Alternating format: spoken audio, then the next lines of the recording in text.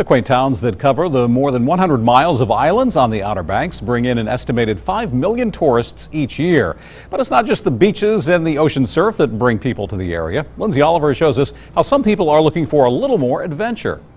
Consistent ocean breezes, plus the soft and forgiving sand, are what brought the Wright brothers to the Outer Banks to learn how to fly. It's been more than 100 years since that first flight, but the desire to soar above the earth hasn't left these barrier islands. Okay, clearly I need to work on sticking my landing. While some come to the beaches to put their toes in the sand and relax, others are budgeting extra into their vacation funds to defy gravity.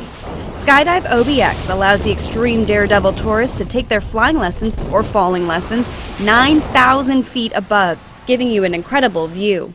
Maybe you still want to take to the sky, but stay a little closer to the ground. Hang gliding could be your next best option.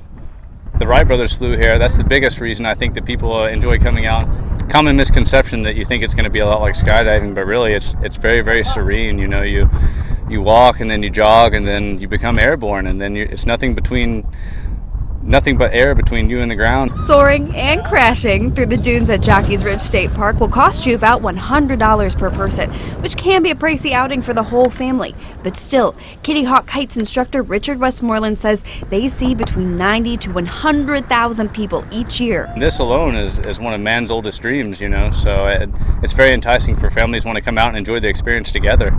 So I don't think that's really the biggest thought is what it costs, but it's the experience. An experience that keeps 83-year-old hang gliding veteran Serge Fedorov coming back and is now passing on to his grandson. It's a big thrill, and it's a lot of fun, and anybody can do it. And then there's this. You may have seen jetpacks before where you can propel yourself 50 feet above the water, but gaining in popularity is the newest form of flight on the Outer Banks, the flyboard. From soaring over the sound to finding your inner dolphin, the flyboard can give your feet wings in the water. So since Ken made it look so easy, I decided I had to give it a try.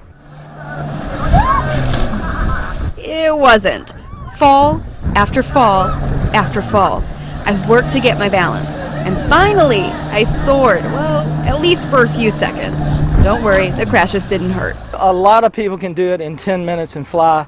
I've had people the first try just get right up and start flying. With prices ranging from $99 to $250 per person for up to half an hour, it's a big ticket experience. Owner Butch Stone says it can make your whole vacation. When I first got the jetpack, I'm like, oh my gosh, this is what I've got to do. I mean, the Wright brothers, I'll be the first one to fly a jetpack on the Outer Banks. And I said the Wright brothers would have loved to do this. Reporting in the Outer Banks, Lindsay Oliver, WITN News. And if all of that isn't enough, there's even tandem hang gliding from 2,000 feet to a mile above the Outer Banks.